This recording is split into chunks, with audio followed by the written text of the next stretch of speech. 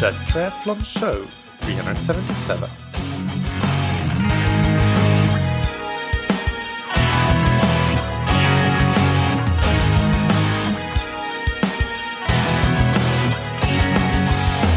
Hey, what's up everybody, and welcome back to another episode of That Triathlon Show, the podcast presented by scientifictriathlon.com.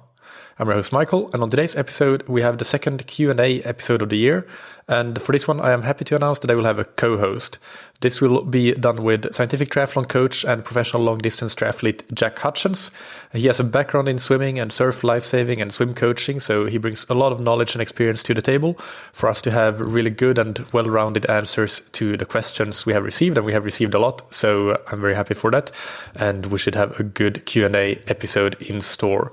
Just a quick note as well that the next Q&A episode that I will be doing will be probably in March, and it will be on bike training, and I am accepting questions for that one already, so feel free to email me anytime when you have questions.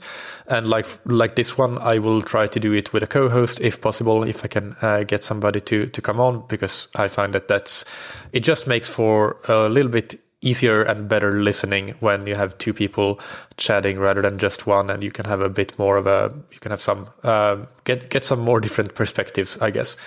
Before we get into the Q&A, a big thanks to our sponsors, Precision Fuel and Hydration, that help athletes perform at their best with electrolyte and fueling products, and with free online tools, education content, and a patented sweat test. You can use their free fuel and hydration planner to get a personalized plan for your carbohydrate, sodium, and fluid intake, and you can also book a free 20-minute video consultation to chat through your plan with the athlete support team. As a salty sweater myself, their highly concentrated electrolytes are very important to me in longer workouts and races, and there are no gels that I find as easy to consume even in large quantities as the Precision Fuel gels. You can get 15% off your first order by using the code TTS23 on precisionfuelandhydration.com. And thank you to Form. The Form Smart Swim Goggles give you real-time feedback in your swim training through a display on the goggle lens. You can see every split to the 100th of a second. You can see live stroke rate information and even live heart rate through integration with polar heart rate monitors. All of this helps you execute your swim workouts more optimally with better control of intensity and better pacing. You also can get access to in-depth post-swim analysis with additional metrics in the app, which syncs your workouts seamlessly to platforms like Training Peaks, Strava, Today's Plan, and Final Surge. The app also has a vast library of workouts and training plans, or you can build your own guided workouts. Get 15% off the goggles with the code TTS15 on formswim.com/TTS. Now, without any further ado, let's get into the Q&A together with Coach Jack Hutchens. So here with me to answer today's questions on swim training is Coach Jack Hutchens. Jack, welcome. How are you doing? I'm good, thanks. How are you, Michael? I'm good as well. Just before we start answering the questions, can you give the listeners a brief introduction to yourself? Yeah, sure. So I'm a scientific triathlon coach. My background in coaching, I started off swim coaching. I was head coach of a swimming club for a few years. I also competed in surf lifesaving and grew up on the coast, so I have kind of a bit of experience swimming in those kind of environments. As an athlete, I race in the professional ranks of long course triathlon. And yeah, I'm excited to have a go at answering some listener questions. Yeah, great. And we'll try to tackle these kind of relatively succinctly because we have a lot of questions to get to. But yeah, let's just crack on. I'll read the question and you can give your answer first, and then I'll chime in with if I have anything to add. The first question is from Toine from the Netherlands, who writes, I swim just once a week in the pool in the late spring and summer. In the late spring and summer, twice per week in the open water, always in a wetsuit or shorty. I normally do 2 7-on-3 events in a year. I struggle a lot with sinking legs in the pool, and it takes a lot of energy. Now I wear buoyancy swimming shorts, and it takes a lot less energy, and I can focus more on my technique, and it gives me more fun in the pool. What do you think about this? Do I get lazy with the buoyancy shorts, or doesn't it really matter because I swim the 7-on-3 races in a wetsuit only? Yeah, so I think anything that's going to get you swimming more is only going to be a good thing. If you're racing in a wetsuit, then you could even argue that swimming in the buoyancy shorts is more specific to that. Clearly, as you know, it is going to affect your body position. So perhaps You could do the occasional kind of technique session focused on your body position without the shorts, and then when you come back to using the shorts or a wetsuit, it potentially is going to be even better. Or just kind of being aware that it is having that impact on the stroke, so making sure you are focusing on your body position a little bit more when you're kind of swimming with the shorts. But anything that's going to get you swimming more, and as you said, if it allows you to focus on other aspects of your stroke, then I think it's kind of sounds like it's doing more good than harm. Yeah, I would definitely agree with that as well. Don't have too much to add, but especially if he or she is swimming once per week during the winter season in the pool, then yeah, that one swim per week, just try to get some good strokes in, and the shorts clearly help with getting better strokes in, because you don't have to worry about the sinking legs too much. I think a lot of athletes, to be honest, could benefit from this. And of course, if you are going to do something like Kona or something like that, then you would need to train a lot without them to practice that. But if you're racing in a wetsuit always, then I think that you can get pretty far for an amateur athlete by just training relatively specifically to that with the added buoyancy that the shorts provide. Yeah, definitely. I need to get myself some of those shorts. I want to have a go. Yeah. Next question. Hello, Michael. I have a question about swimming. How should one train for an open water swim when open water is unavailable? What is the best course of action in the pool? So yeah, I mean, firstly, the pool is a kind of more controlled environment, so it is usually better for this to make up the bulk of your training. I would say that adding in kind of basic open water skills, if you can, in the pool, so sighting, drafting, potentially turning around a buoy in the pool, can all be done, and that obviously is going to help when you go to the open water. One problem with being in the pool is every length you've got a turn and a push off the wall, so you're kind of giving your arms a break, which isn't obviously the case in open water. So one thing that I do when I coach kind of groups of swimmers who are training for open water is I get them to swim lengths without pushing off the wall, so they would potentially turn just off the wall, and so that kind of gives them that continuous stimulus of swimming without the break, and also it's a good opportunity to practice your kind of tight turns in the pool environment. Yeah, no, I like that. That's a great exercise, and I think that the challenge is logistically. If you don't swim with a group, what do you do then? But maybe you can get a couple of friends, and then if the two of you, or three of you, or four of you can kind of you can get a lane for yourself, then you can choose to do this swim and agree to do this swim together and do that kind of practice. And then additionally, you can also do things like maybe sprinting side by side to simulate a race start, and also do some swimming in a pace line to simulate swimming on somebody's feet or somebody's hips. And that's actually, if you're 3 people, for example, or even 4 people, you can do like a diamond shape and just swim up and down, and you can take turns to be on the sides or in the front or at the back. And then I would also say that it really depends. How much you need to do depends on how you perform relative to your pool swimming strength when you're in the open water. Do you perform on par to your pool swimming strength, or do you perform actually better in the open water or worse in the open water? Obviously, if you perform worse in the open water relative to your pool swimming strength, then you would want to focus a bit more on the open water specific elements. But if you tend to perform better in the open water than in the pool, then maybe it's not something that you need to put a huge amount of effort into. Would you agree with that, Jack?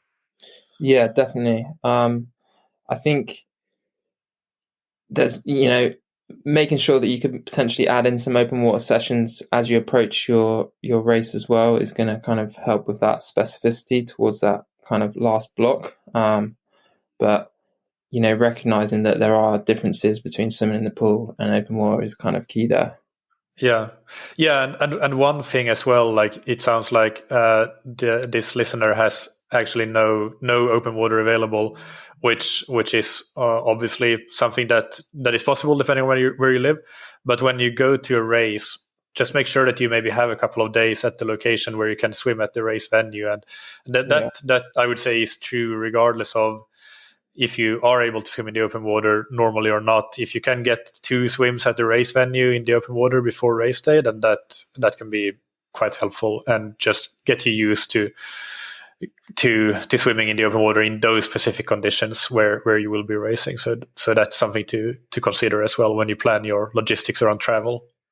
Yeah, definitely. And if you can't kind of swim around the exact course, even just making sure that you're revising the course so you're kind of aware of what you're going to face on race day, because some of these courses can have quite kind of tight turns and different like intricacies that can be quite confusing if you've not kind of had a look at a race plan or practiced it on the actual course.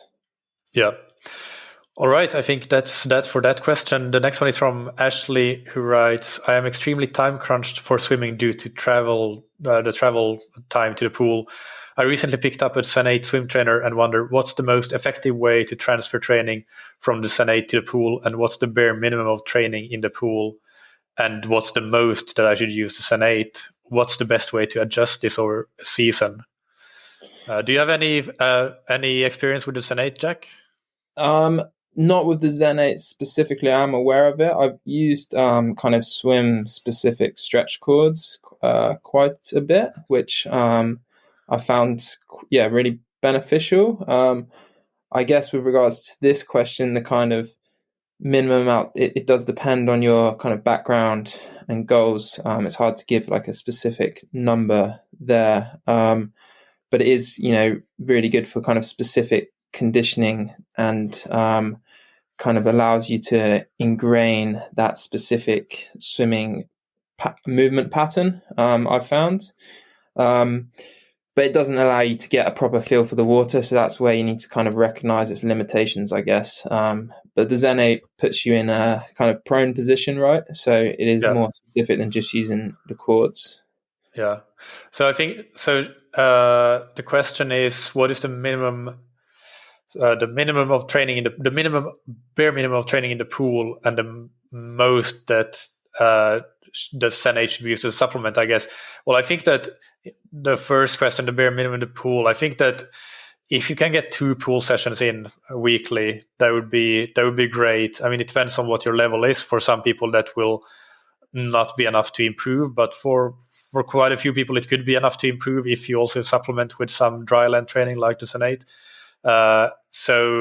Or at least it could help you maintain and make sure that you don't lose anything that you have built up over the years of training. So I would say that 2 weekly pool sessions would be good to try to aim for as a bare minimum. Of course, more is going to be better, as you know, but if you get 2 of them done, that's a really good start, I would say. And then in terms of what is the maximum that you should use the Sen 8, I don't know that there's a maximum. It comes down to how much time you have overall for training, because obviously it's also an opportunity cost of running and cycling. So if you have lots of time for training, but you just can't get to the pool, then you can use it a lot. And if you don't have so much overall time, then use it one or two short sessions maybe in the week to supplement your 2 pool sessions, and then focus the rest on the bike and the run is what I would say. Yeah, for sure. I mean, if you could even kind of block out some time where you could focus a little bit more, potentially over the year, you're very time crunched, but is there, strategic points on an approach to a race that you could add another session in or 2 and kind of have that as the kind of compromise for less swimming kind of in other parts of the build-up? Might be a nice way to do it if that's possible.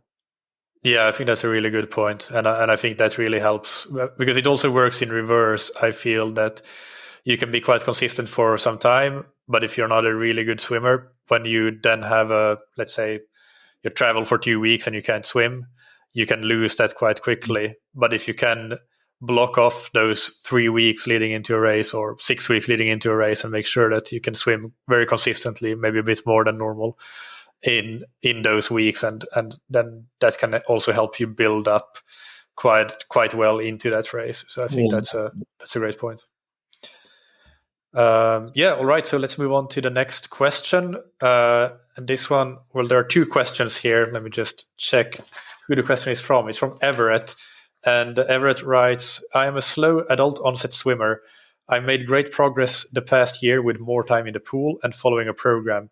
I find it difficult to swim easy in zones 1 or 2. What are some physical cues I should look for to make sure I'm not going too fast? The problem is that I find it hard to swim slow with good technique. Let's start with that one. What are your thoughts on that, Jack? Well, yeah. Well done for making great progress so far. That's kind of, good effort, because most people do struggle with this in the pool. But I'd say going too fast is kind of a common problem, and there's a few kind of things that I would probably suggest. Technique wise, potentially is making sure that you're stretching out to full extension and kind of using a nice rotation to make sure that you're maximizing that distance per stroke, rather than just kind of spinning the arms. You can also implement some kind of hypoxic training, so breathing every if you breathe in every 3, maybe breathe in every 4, every 5, that kind of forces you to slow down a little bit. Also, I'd probably look from like a programming point of view at potentially adding in some longer reps with less rest, because just the nature of that means that you're going to be more you have to swim them more aerobically, rather than if you're doing lots of kind of shorter stuff and trying to slow down. Yeah.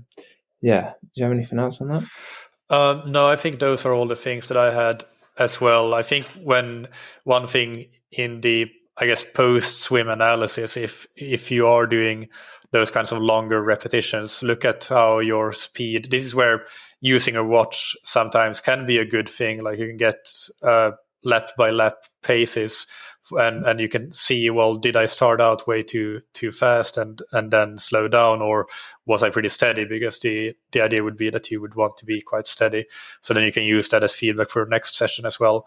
On the hypoxic one, I think I kind of agree with that, but I also personally I wouldn't want to do it as hypoxic. I wouldn't want to get to the point of like feeling that hypoxic, sensation.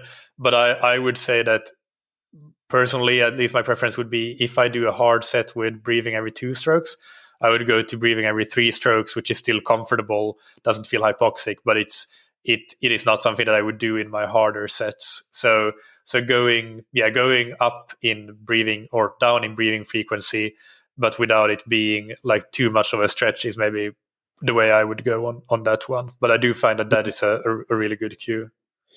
Yeah, for sure. That's a good point. If you're doing kind of quality swimming then, or more intensity, then I'd definitely say you want all the oxygen you can get there. But I guess that also breathing less frequently comes into increasing that distance per stroke a little bit, because it does give you a little bit more time to focus on stretching out and rotating a little bit more. Yeah, I think my point is just that I wouldn't advise necessarily being too hypoxic, like going too extreme on that, because then you kind of lose focus on your technique and things like that. All you can think about is how bad you want some air. so just getting to that point where you're still fairly comfortable, but reducing the breathing frequency, I guess. Yeah. The second part of his question is I feel my strokes per minute, my stroke rate is low. It's around 60 strokes per minute. Would it be worth it to try the tempo trainer to improve my stroke rate? Oh, stroke rate, that's a bit of a, yeah. I mean, stroke rate is, in triathlon, it's kind of, there's been a bit of a culture of just, everyone needs to increase their stroke rate, but it is kind of an individual thing based on not only you as a person, but also, what speed you're swimming at, what conditions you're swimming in, your kind of pull to kick frequency or ratio. And, as the stroke rate increases, your stroke length drops potentially. So it's about finding that kind of sweet spot, I'd say. You want to, there's a few kind of things you could do in the pool, doing kind of series of reps at race pace and changing the rate and see how kind of easy it feels at different paces. But yeah, kind of I'll be cautious with stroke rate. Also, yeah, when you increase the stroke rate, you want to make sure that you increase the right part of the stroke. So you want to still make sure you're taking enough time to get a good hand entry and a good catch, and you want the increase in the rate to come from the acceleration of the pull back pass towards the hips, and rather than just being an increase in kind of complete windmilling. Yeah, if that makes sense. So yeah, I'll try those things with the stroke rate test set and play around with that, and also having different stroke rates for different kind of conditions or different situations. So in open water, typically it would be higher. If you're swimming faster, it would be higher. If you're in a pool, it's going to be lower. If it's a nice glassy day, then the stroke rate is going to be lower, I'd say. Yeah, I think I like that with the stroke rate test set, and I think that Swim Smooth have done this on a Swim Smooth course, a specific set of 50s. I think 10 50s where you increase your stroke rate by maybe 2 every 50, and you record things like your split obviously, and your stroke rate, but also your RPE, your heart rate if you measure heart rate. So those sorts of things, and that can be quite a good one as well to get a chart basically of how effective you are at different stroke rates, and you can usually you tend to see 1 or 2 break points where your stroke gets more or less effective depending on which way you go. So that can be quite helpful as well as to do a specific test like that. And there the tempo trainer can be good. But I would agree that just increasing it for the sake of increasing it without knowing anything more is something that I would be a bit cautious with, because your 60 doesn't really say much. It could be really, really low, or it could be too high depending on what your distance per stroke is, and so on. So it's just so individual. But what I would say is that when you get fitter, your stroke rate usually goes up automatically as well. So your distance per stroke might not go up, but your stroke rate, what feels like the same stroke rate, is actually higher when you get fitter. That's generally what happens. So when you train to improve fitness, then you will generally, as a part of that will be your stroke rate going up. So even if you're not focusing specifically on stroke rate. Yeah, that's a good point. And even the ability to just hold the same stroke rate, most people's, I mentioned it before, maybe drops off quite quickly especially in longer reps. Yeah.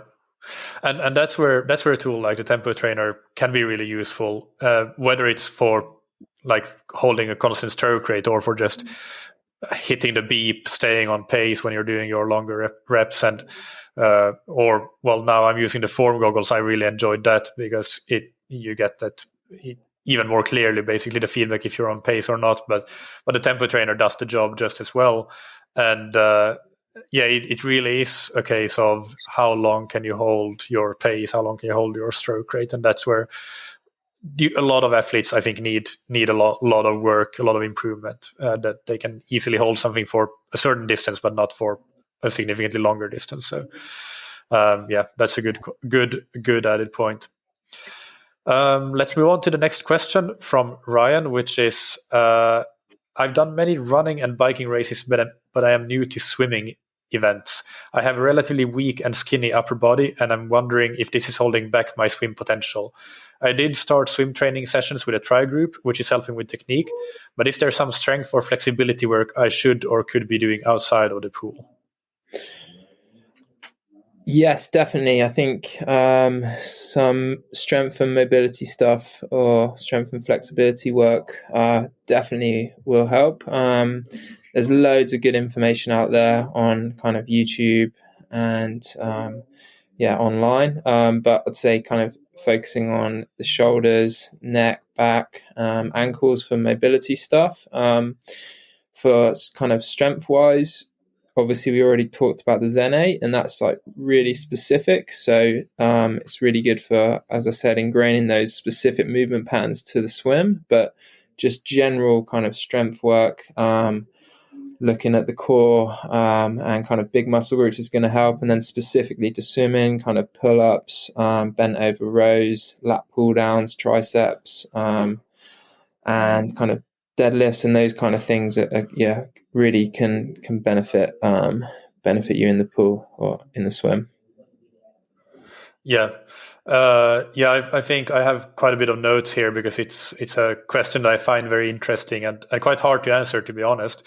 I think that most athletes can definitely benefit from flexibility, mobility training, as you said, shoulders, neck, thoracic spine, ankles. Those are all really important, and it doesn't necessarily have to be a long, intricate routine. I think you can kind of combine it really well with a poolside warm up, and even if it's a couple of minutes, 5 minutes at the most, then you can get some good things in, and that would be a good minimum viable flexibility routine. So that would be a good place to start, and most athletes, I think, would start to feel some positive benefits from doing that.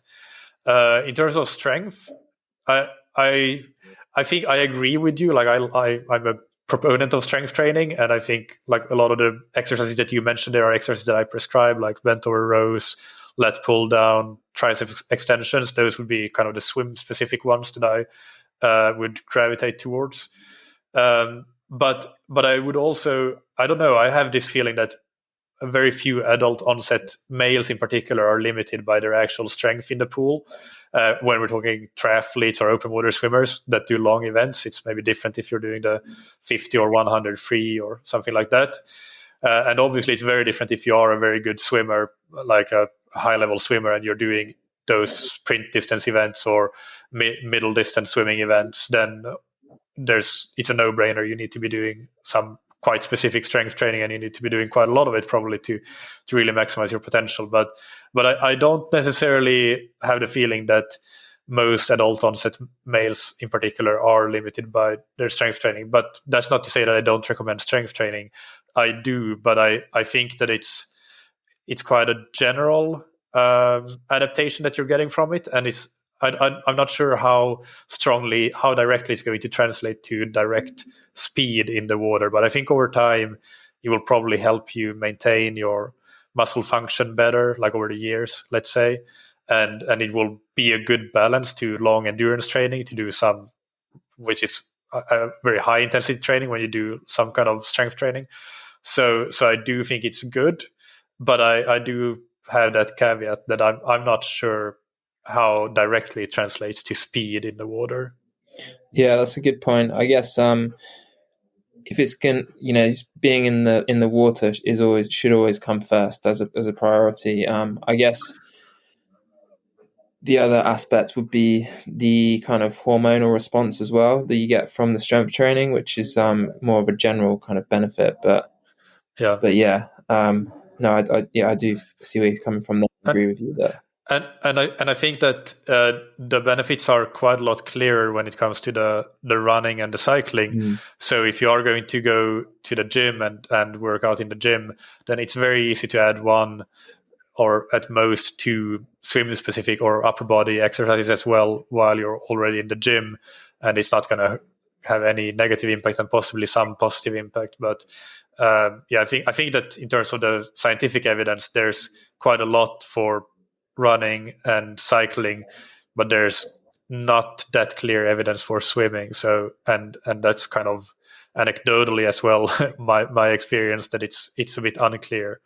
But that being said, if you are doing strength training anyway, then definitely it makes sense to do something specific for swimming as part of that routine. So let's move on to the next question. This one is from, let me see here, Andreas. And Andreas writes, triathlon swim training is often based on normal swim training. They should know best how to get better at swimming, right?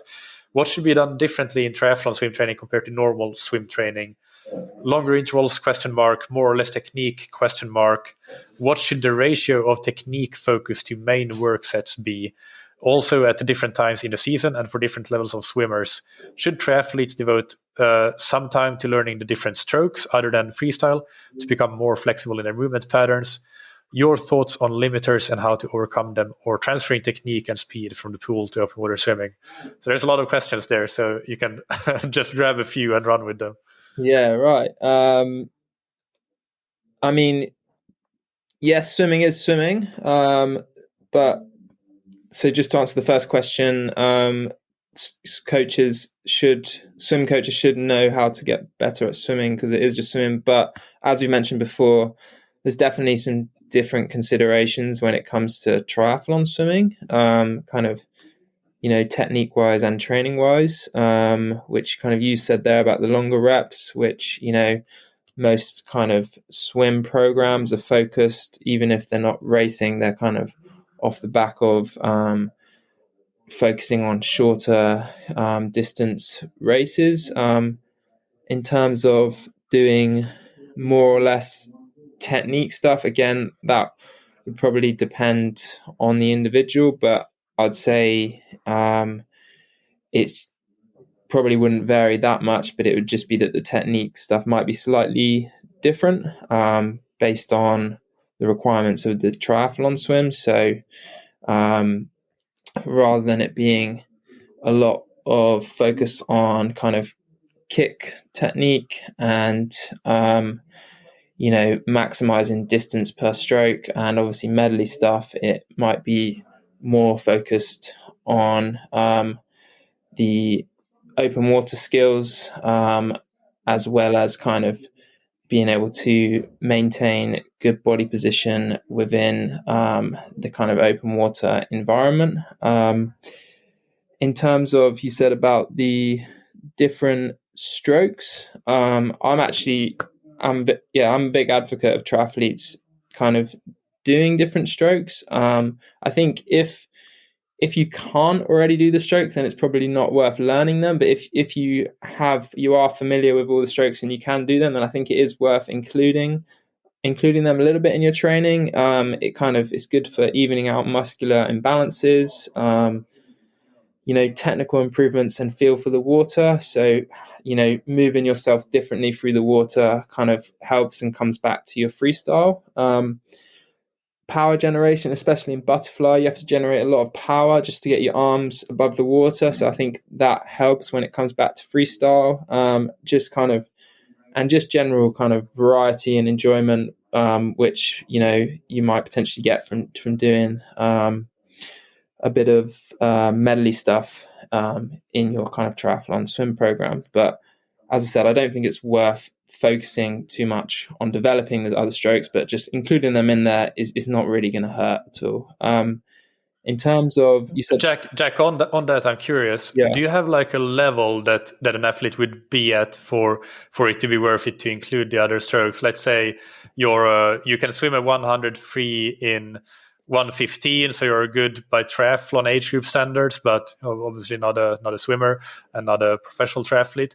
But what would the level be that you would say that, okay, if you can swim a 1:30 back, then it's worth including, or do you have anything like any benchmarks like that?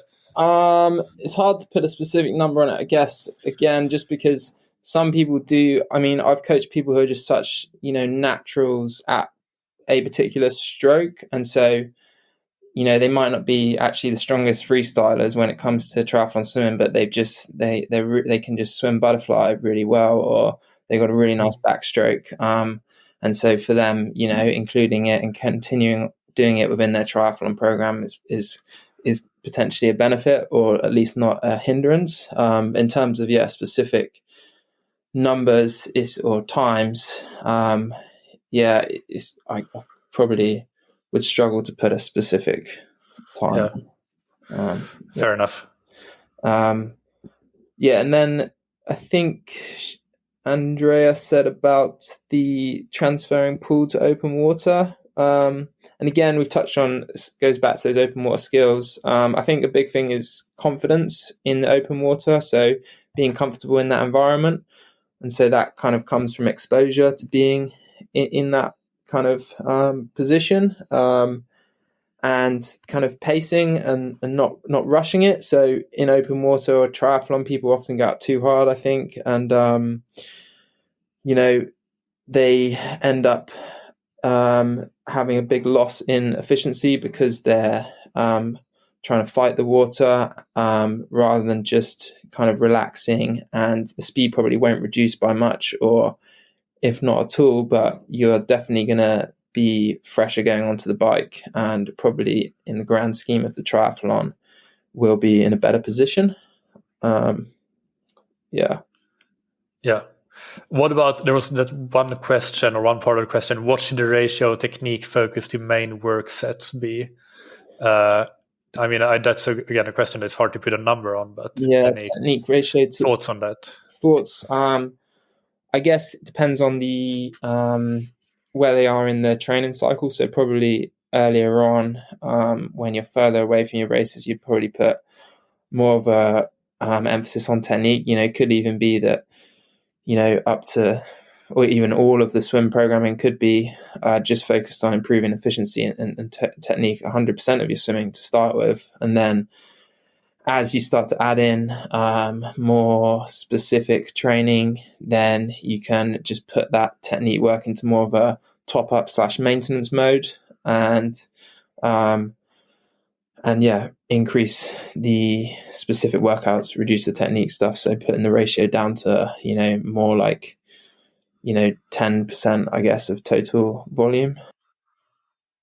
I mean, I think on that technique part, actually, or just a general thing first. So I think one of the main differences with triathlon swimming versus normal swimmers is that as triathletes, we have a lot less time to swim. So we have more constraints. And I think that with that, it's really important to be focused, knowing what exactly it is you want to improve and what you need to improve, because you just don't have the luxury of being able to swim 60K per week. You might have to get away. If you're a normal, typical age grouper, you might have to do 8 or 9K per week or 10K per week. Or if you're like a very ambitious age grouper, you might be doing 15K plus or 20K, just about 20K.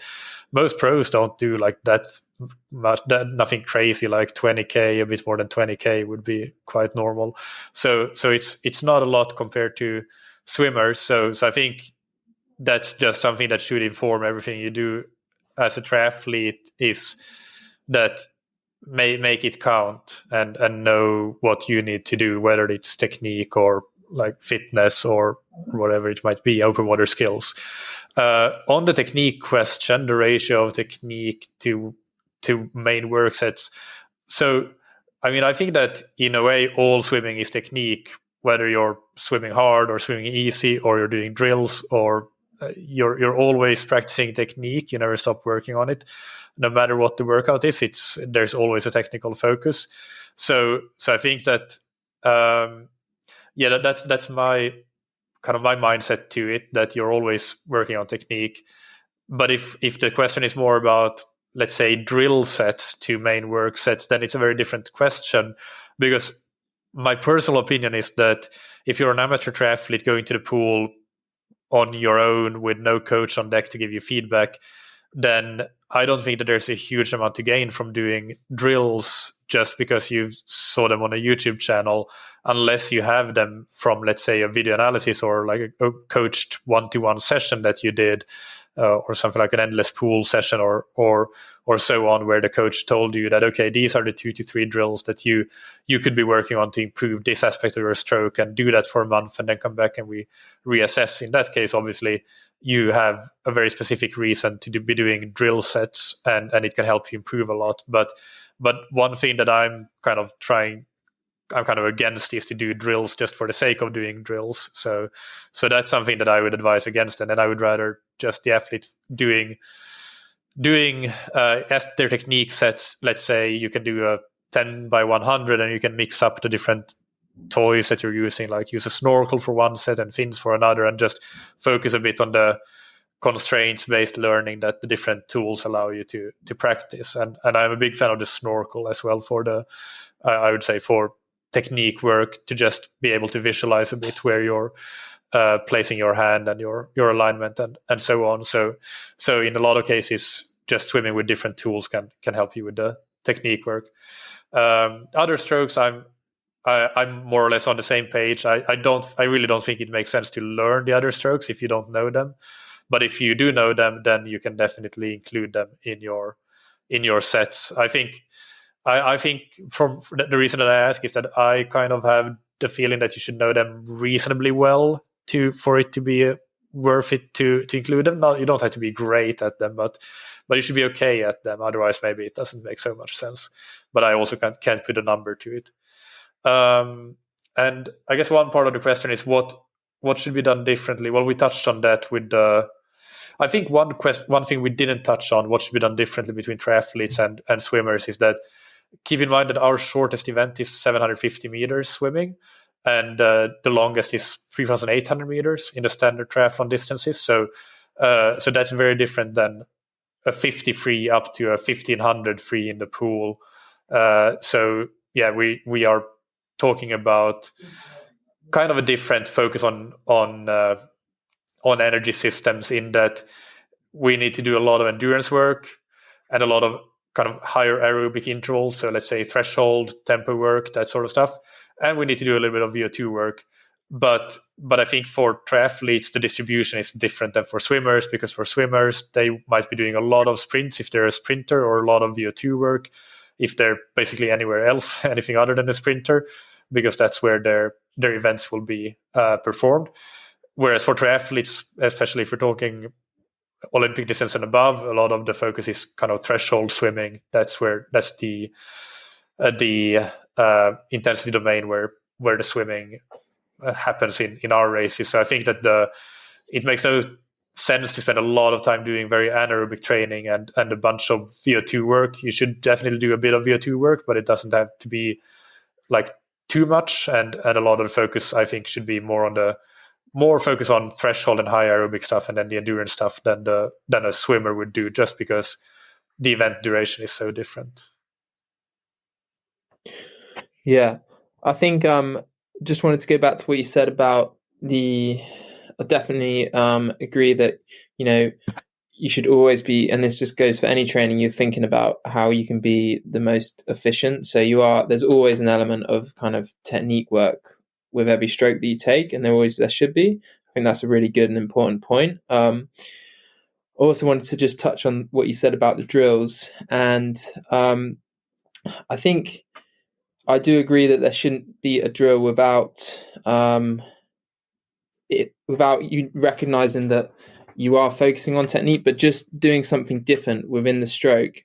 The same way that putting a snorkel on or using other toys makes you think about something different. I think sometimes just saying to an athlete, or just doing a single arm drill, even if there's not a specific kind of focus, it does make them, or it makes the athlete have to travel through the water slightly differently, and it makes them have to think about what they're doing a little bit more. So yeah, that's kind of the point I had there.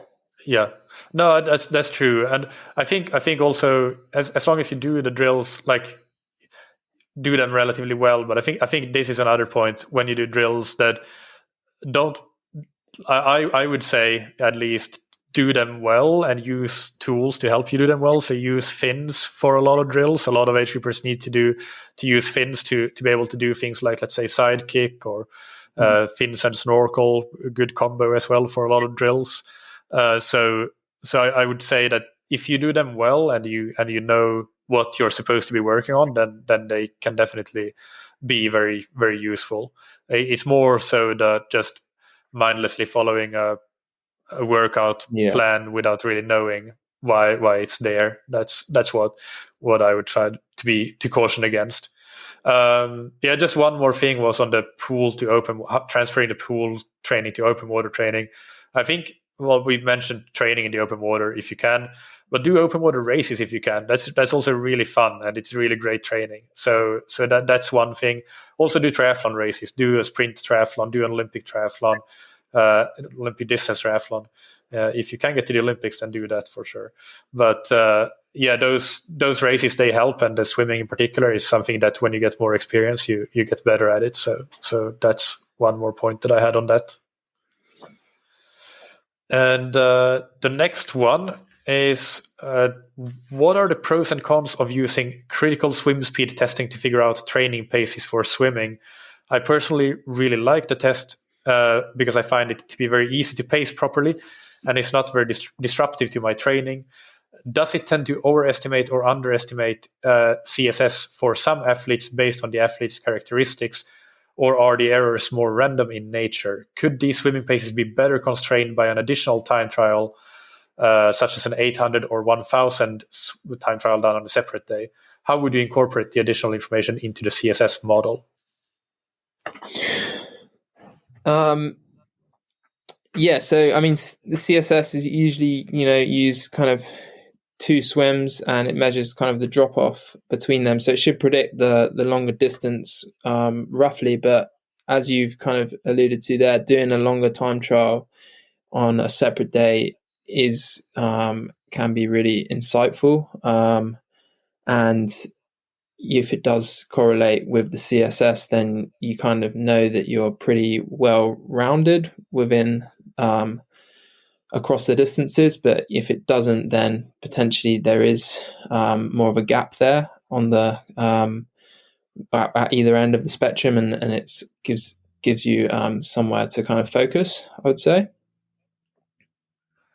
Yeah, absolutely. Yeah, that's one of the big advantages of doing a 3-point critical speed or critical power test, that you can, when you do a 2-point test, then you always get that kind of linear regression that will go through both of those data points. So you will think that you get a perfect fit, but then when you add a third test, then you will see that, well, the fit is not perfect. And then you can see that where is it that you are kind of over or underperforming? Is it on the short end or on the long end of things? So I like to use 3 time trials, so 100, 400, and 1900 for CSS testing.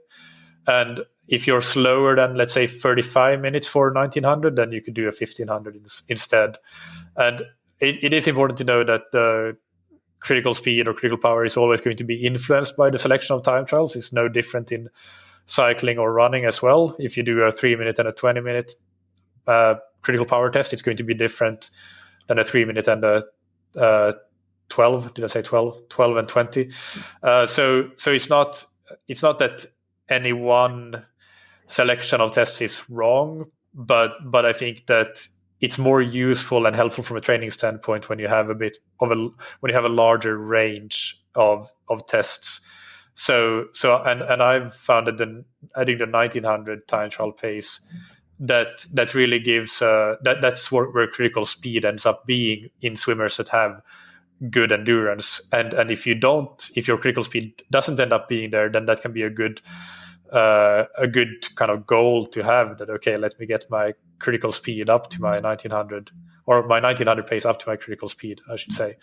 So in the 1900 test, I think, is also, if you don't want to do 3 different tests, I would just do that one, and then that you can use that as a rough proxy for kind of your, let's say, your threshold. So and it even aligns well with lactate from the albeit limited amount of testing that I've done there in swimming. And well, the question about what are the pros and cons of critical speed, well, I think the critical power, critical speed concept has a lot of scientific validity behind it. So it's valid as a threshold from that standpoint. It aligns well with lactate threshold 2, LT2 in swimming from what I've seen, when you do it with the test selection of 100, 400, 1900 at least. The drawbacks, I guess, are that the drawbacks again come down to test selection, I would say. So if you don't have good endurance in swimming, then the 400 and 200 test, which is the most used CSS test, I think, is going to give you a critical speed that is too fast. It's faster than your steady state, so you would potentially be doing a lot of your training too hard. But I also don't think you have to do a critical speed test necessarily. If you do, let's say you want to do a kind of a good threshold workout, would be 8 times 300 meters with building to, maybe you could start with longer recoveries, but you could over time get down to 30-second recoveries or so. And I think when you do that test at a steady speed that you can maintain, but you're tired at the end, then you know that, okay, this is probably right around my threshold. So you can also find your zones through workouts like that. So there's no one size fits all. Critical speed testing is not the be all end all, but it is useful, I think, and I think that it is particularly useful when you broaden the range of the time trials a little bit. And we have a follow-up question, or a second question here. These questions are from William. And the second one is, do you have suggestions for simulating open water swimming in choppy conditions, such as in an ocean? I think that's the question, basically. What are your thoughts, Jack? Simulating open water choppy conditions. I mean, going down to the local pool when it's really busy is sometimes feels like you're swimming in open water.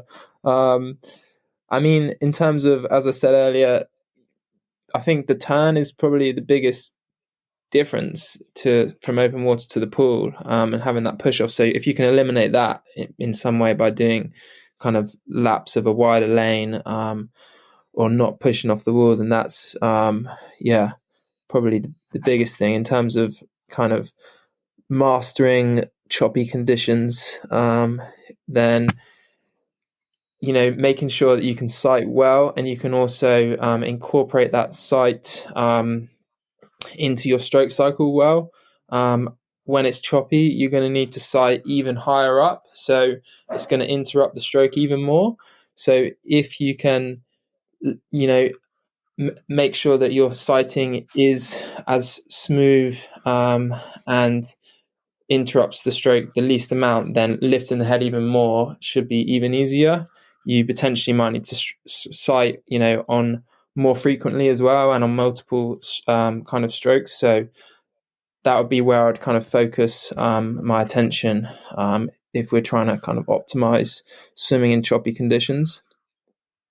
Yeah, on that, I think that the water polo drill, so swimming with your head up for a few strokes, that can be good, because sometimes you might have to do that in a race when it's really choppy, and you have to use several stroke cycles to see where you're going, and so that's a good drill to have as a to practice and have as a backup plan in case you don't see where you're going with your normal sighting. And then the other thing, also making sure that you can breathe to both sides a bit, so that you can choose that based on where the chop is coming from. And the third question from William is, how does one incorporate swim-specific movements / exercises in my strength / mobility training?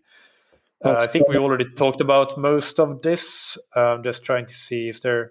Well, he mentions that if I recall correctly from an earlier episode, there's not a lot of definitive evidence suggesting strength training leads to improved performance in triathlon swimming. Nevertheless, many of the high-profile strength and conditioning coaches you've interviewed talk about things such as shoulder or thoracic spine mobility and seem to incorporate some strength training for swimming. Can you comment on this apparent disconnect or clarify if I'm remembering incorrectly? Sorry, I also just saw that he said about ocean swell in the previous question. I just wanted to quickly add on that one, is making sure you sight when you're at the top of the swell, because if you're not, then you're not going to be able to see above the line of the swell. So that's kind of, and you can also kind of time your stroke as well with the swell with practice, so that you're kind of pulling over the swell rather than through it. I just wanted to add on that one.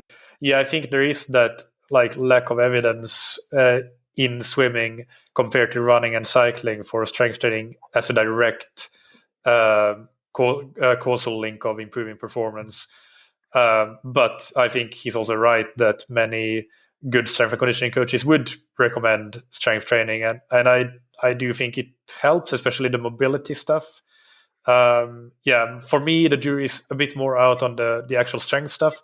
Not if we're talking about actual swimmers training for sprint events or middle distance swimming events, but if we're talking about amateurs in particular training for triathlon, then that's where for me the jury's out on the strength training. But definitely, I think that just working your muscles through a range of motion can't be a bad thing. So I think it can also be just some basically neural adaptations of that you might get there. So the answer is that I don't really know, to be honest. Yeah, I definitely think with regards to the mobility, when you think about running and cycling, the movement's not very extreme. It's kind of quite natural to the body. I guess you could argue maybe time trial positions is very extreme, but just cycling and running is pretty, it's quite a natural instinctive movement. But swimming, if you look at elite swimmers, the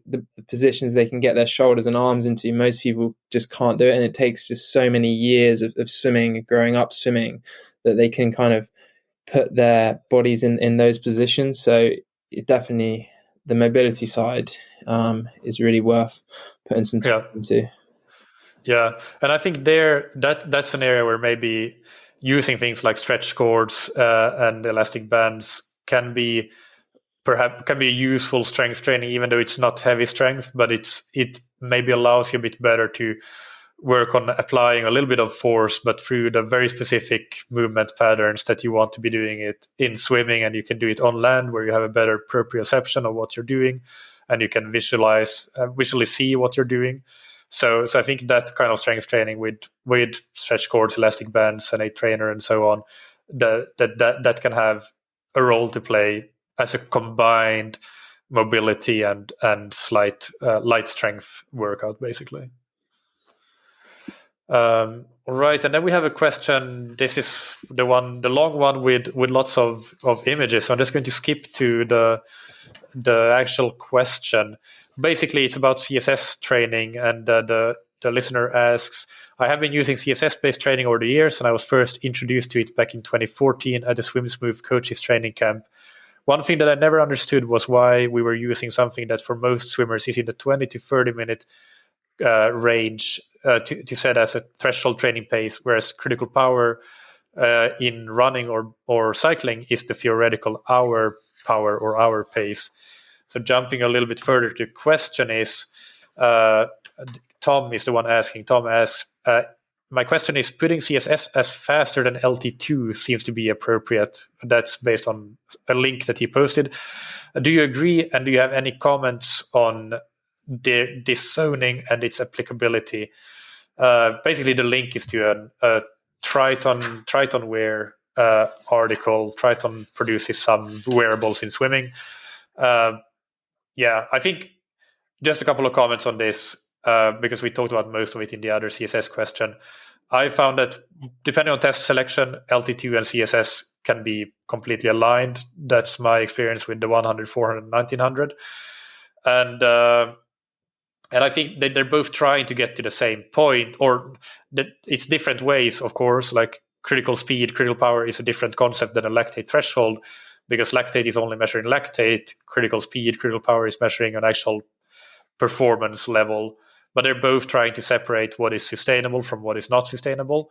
So you should expect to have a small difference there, but it shouldn't be like something that you should expect that there could be a difference, but you shouldn't expect that there has to be a difference, because there doesn't have to be a difference necessarily. So I would still always try to, when it comes to setting zones, in swimming, I would set 3 different zones: the low intensity zone, the moderate intensity zone, and the high intensity zone. And the moderate intensity zone is everything at and below threshold until like a certain point that is low enough that it's endurance. And the high intensity zone is anything above threshold where you just can't sustain it for that long a time.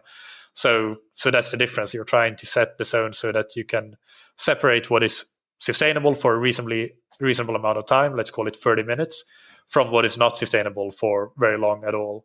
And I guess, that's how I would look at the training zones. For me, what I found with lactate testing is usually that the difference between LT1 and LT2 is about 5 seconds per 100 meters. So that's how I tend to, even if I don't test lactate, I do CSS testing, set the CSS first as the upper end of zone 2, and then set the upper end of zone 1 as 5 seconds per 100 below that. And that's a pretty easy way to do things, and I think it works fairly well. Those would be my comments on zones and thresholds. Yeah, I definitely. I agree that CSS should align pretty similarly with maximum lactate steady state, but the speed obviously will change based on if you're doing shorter reps, and with more frequent rest, then a higher speed can be maintained, and you'll still be at that level. And the same opposite is true, vice versa. And then the zoning, I like the kind of system that you outlined there. I would also kind of another simple zoning method would be kind of, you got your threshold around your CSS, and then plus 5 seconds would be your kind of tempo, minus per 100 minus 5 seconds would be your VO2 max, and then above slow outside of those ranges is your anaerobic and your aerobic kind of zones. Yeah, that makes a lot of sense. Definitely.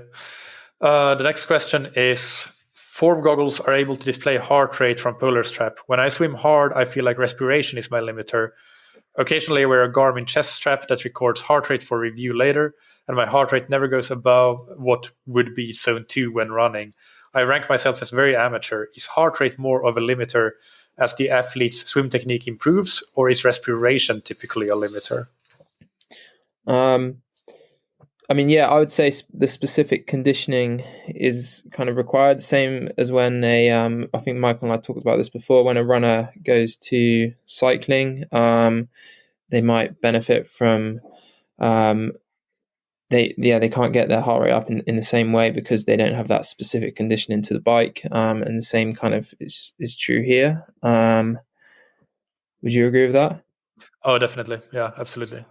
I'd also make sure that you're breathing correctly. So make sure that you breathe out before the face rotates to the surface. So you're not having to do a rushed exhale and inhale when the face is out of the water, which is kind of a common mistakes. And also make sure that you, on the opposite end of that, you're holding the air in your lungs and kind of exhaling just before you rotate to breathe, rather than some people, as soon as they put their face under, are kind of exhaling straight away to kind of prevent water coming up their nose or something. It's just kind of an almost instinctive thing to do, but that, make sure that you're breathing correctly, technically speaking, as well. That's kind of what I'm thinking reading this question, that it's likely an issue with the breathing technique. But if it's not, the other option that I can see is that maybe this is a very anaerobic athlete. So even at what they perceive as low intensities, they have a bit of CO2 buildup, and that's what makes it feels like they're a bit gassed and feels like the respiration isn't working properly. But it's really just CO2 buildup, and in that case, I would say that the solution is just to make sure that you're swimming even easier, and that might require things like swimming a lot with a pool buoy, for example, or with fins, using tools to help you swim easier. To just make sure that you become efficient at producing your energy aerobically, but I think it's more likely that it's more of a technical issue. But it could be that you also need to focus a lot on the just making sure that you're doing all of that like easy aerobic swimming that you need to do to really adapt well to it. So let's take the final question, and then we can jump into some rapid fire questions from Instagram. So this one is 63-year-old male, started swimming at age 12, love doing 1 to 2 mile ocean races in the summer. My question is, most guests talk about training at specific distances related to your race. I'm about a 130 per 100 yard average swimmer over 1500 yards. While I can do 100s on 110 to 115 on repeats, and even get close to 1 minute in a CB pool race. How do I improve my 130 pace to 120? What sets should I include in some or all of my 3 to 4 workouts per week? By the way, awesome show. You guys create one of my top 3 podcasts. It sounds like you've got a good top end there, but perhaps lacking in endurance comparatively. So, simply put, potentially adding some more endurance tempo work with some longer reps would be a good place to start. doing some testing as well, as we talked about with the CSS and the longer rep, just to get some more specific data as well would probably help inform your decision there, I would say. Yeah, I would agree. Like if he's doing 4 swims per week, he could do 2 basic endurance swims with some technique work and open water skills, and then 2 harder swims. One might be a threshold swim. 8 times 300 is a great one, building up to 10 times 300 even, and one could be more of a tempo swim with something longer, like it could be 7 times 600, depending on how long his swims are, and at a kind of tempo pace, that sort of low zone 2 pace in a 3-zone system. So 4 or 5 seconds below, 3 to 5 seconds below threshold, that kind of thing. Yeah, I think that's probably a pretty good basic recommendation based on those speeds. All right, so let's move into the Instagram questions. So we haven't really seen these at all, so this will be off the cuff, and we will try to make them really quick. So, Jack, favorite toys to correct form? I'd say paddles. It's especially paddles without too many straps over the top. So if your hand entry is or alignment is wrong with them, they just kind of come off completely. So they force you to have a good hand entry catch and kind of alignment. Yeah, and I'll add the snorkel. The snorkel is one of my go-tos. Longest reps in training in order to swim 3,000 meter open water in a half distance triathlon. 1,000 meters. Yeah, I think that sounds fair. Ratio of load to rest, like in running or cycling. For example, 2-to-1, 100s in 130, 45 seconds rest.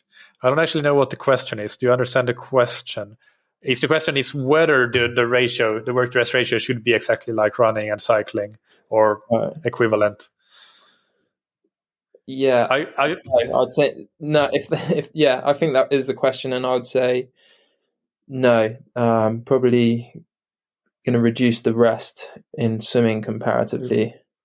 Yeah, I agree with that, but I think that sometimes the work to rest ratios are too high still in swimming. So there is a happy medium there. But it depends on the workout. Sometimes they are too low as well. But yeah, it really depends on the workout. I think for example, for a lot of VO2 workouts, some coaches anyway, I would say prescribe 2 short rests in swimming, and the rest should be longer. But in running or cycling, you would like to have 1-to-1, whereas in swimming you would maybe want to have 2-to-1, like in this example here. So it's still not the same as in running or cycling. That's at least my opinion on the work to rest ratios. Then my 120 per 100 meter becomes 130 in the open water. Tips to improve the pool to open water transition. I think we've covered this one, so we maybe don't need to go into it anymore. Next one, I see very little emphasis on swim bike bricks in training. Are they not useful? Yeah, they probably do have their place if you have the facility or position, if you're in a position to do them, but I don't think they're necessary. And I think the biggest reason why they're not a commonplace is logistically, it's quite challenging. Yeah, I agree with that. But I think they are useful if you can do them. I've done them both on pool deck, getting the trainer to the pool deck, which we were lucky enough to do with the team here. And I think the squad that I have been training with, most of them focus on short course racing. So in that kind of racing, especially, it can be super important to do that sort of training. So they really focus heavily on doing that, and when racing approaches, they do that with relative frequency, and it makes a lot of sense. But I've also done it outdoors, and it's a bit more of a challenge logistically, but yeah, you can make it work with having the bike in the trunk of your car. So I think they're useful, but they are challenging, and you can get away with not doing them, basically. So yeah, I think one thing there is also just the swim to run, as in the swim to the run in transition, is a good thing to make sure that's covered, because obviously that going from horizontal to vertical, as I'm sure people have experienced, is good to prepare for that a little bit. Yeah. Well, Yeah. How do you decide when to leave the draft during racing? I think if the effort is, it depends on the race, I guess, depends on the race distance, and how close you are to the end of the race. But I'd say if in doubt, it's better to swim at your own pace in the long run most of the time. Yeah. But it could also be the other, and I see where you're coming from with that. It could also be that the question is the train going too slow, and you kind of want to overtake it, and you can try to step to the side and see how much more of an effort you need to put out in that case, and then try to kind of. But then if somebody takes your place and you need to go to the back of the pack, or you need to go to the front, or stay at the side and do the work on your own, then it's a bit of a gamble. So I think it's worth always being aware of the fact that you are saving a lot when you're drafting off somebody, and to go faster, you might have to put in significantly higher effort. All right, next one: benefits of swimming as cross training for the bike and the run. I think it depends on your level. As you know, so if you're focusing on cycling and running, then potentially would be worth focusing your energy more on them. However, as a triathlete, I think there is some crossover, especially at a more kind of a lower level, just because there's more to be gained from just putting in, extra hours of training almost. Once you get to almost a higher level and you're almost fully, you're more optimized in you're becoming more optimized in swim, then potentially there could be physical kind of developments that would hinder the bike and the run. But I think centrally speaking, there's definitely benefits for from the swim to the bike and run. Yeah, it's funny because we were talking about this before a little bit, and you see so many anecdotal examples of there must be a pretty big crossover when you see swimmers coming out of just swimming, and then you put a bike under them and they can bike like they've never done anything else almost. Running is a bit different, because in running there are quite different biomechanics, but clearly there is a positive aerobic crossover effect. But interestingly, when you look at scientific studies, that has never really been shown as far as I can see. But it's largely related to how do you design the study, and you maybe don't see it in a short training intervention period, but it's more of a long-term thing. I agree with you though that there are benefits, especially, but the more advanced you become, the more you need to train really specifically to gain further improvements, basically. I think that's a good summary. And the next one: is heart rate a good thing to look at in swimming? Yes, definitely. I mean, as one of the questions we had earlier, they kind of recognized that their heart rate was a lot lower in the swim for the same effort. And so that is kind of, that shows that something needs addressing there. And I think with the swim, especially if you're not used to using the pace clock, and you can't get kind of splits, because it can be quite a nicely controlled environment, and you can use pace really well. But especially if you struggle with that, then having heart rate as an extra kind of data point can definitely help. I agree. I think it can be very useful. It gives you, it's like in cycling and running, you have the external load, the pace and the power, and you have the internal load, how hard is your body working internally, as the heart rate. So it's really useful to have be able to triangulate dose and also RPE. And it's nothing new really. Like the technology to measure heart rate in the pool is kind of newish, but even I remember reading Bill Sweetenham's I think it's called Championship Swim Training, his book, and that book is from, I don't know, early 2000s, but a lot of the training concepts are from the 90s or even the 80s, and a lot of training is based around beats below maximum, so 5 beats below maximum or 10 beats below maximum, and they would just have the swimmers take their heart rate with their fingers. So it's not exactly new to be using heart rate in swimming, but yeah, the technology does help, of course. The final one is how to assess technique improvement without video analysis.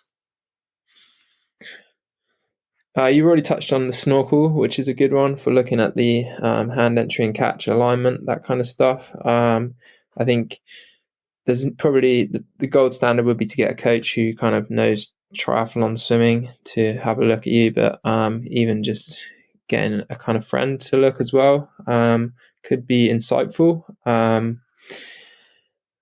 And yeah, just thinking about what you're doing with every stroke, as we kind of touched on earlier, is not going to hurt. But without knowing what it is you're doing wrong, it is hard, I would say, and it's probably, you could bark up the wrong tree quite easily.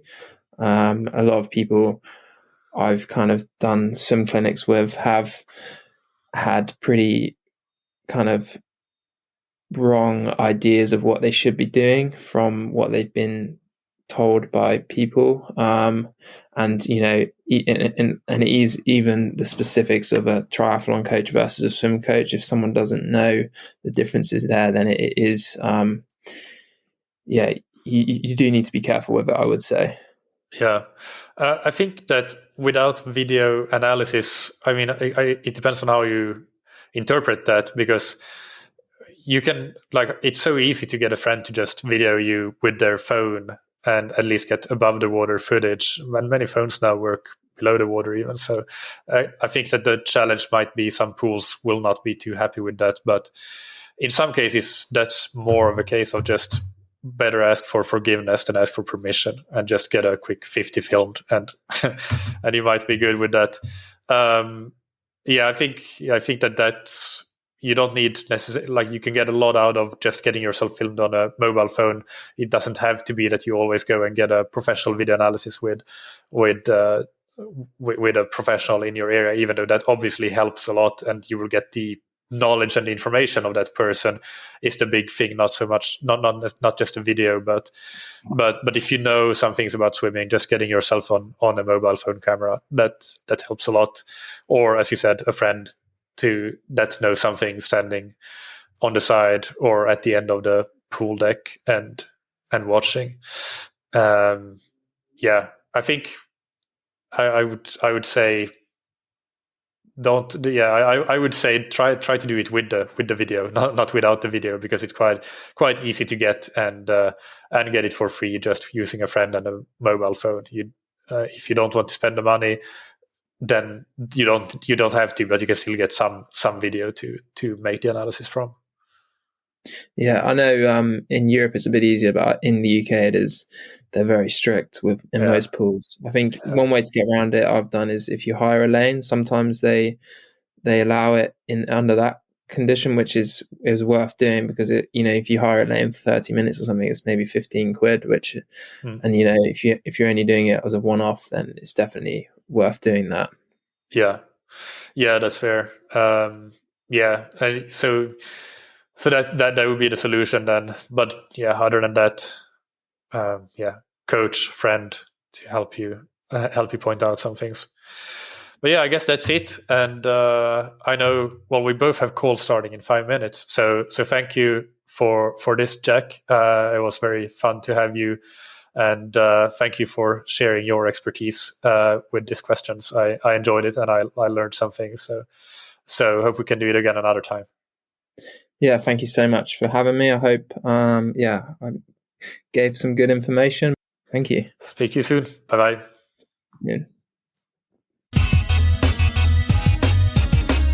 I hope that you enjoyed this episode, and in particular that you liked the addition of a co-host for these Q&As. I liked it a lot, and I definitely hope that I can continue to do this with future Q&As. I just think it adds an extra dimension and is better and easier listening. So as I said, I will do the next Q&A episode in March, and that one will be on bike training. So feel free to email your questions to me already if you have questions on that.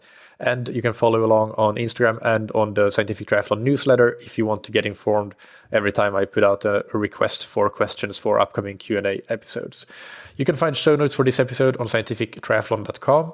And next Monday, I have an interview with Dr. Jose Arteta about energy availability and low energy availability.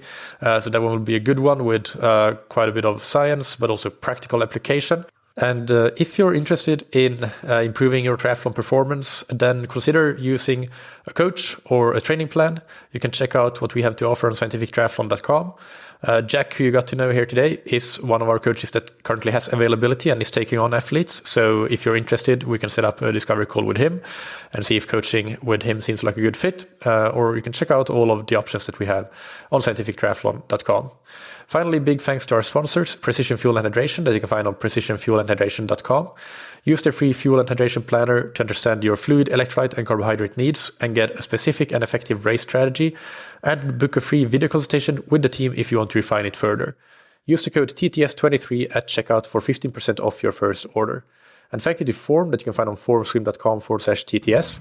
Improve your swim training with real-time metrics like pace, stroke, and heart rate, and advanced post-swim analysis. And use the code TTS15 to get 15% off the Form Smart Swim goggles. Thank you, as always, for listening. Keep training smart and keep loving triathlon.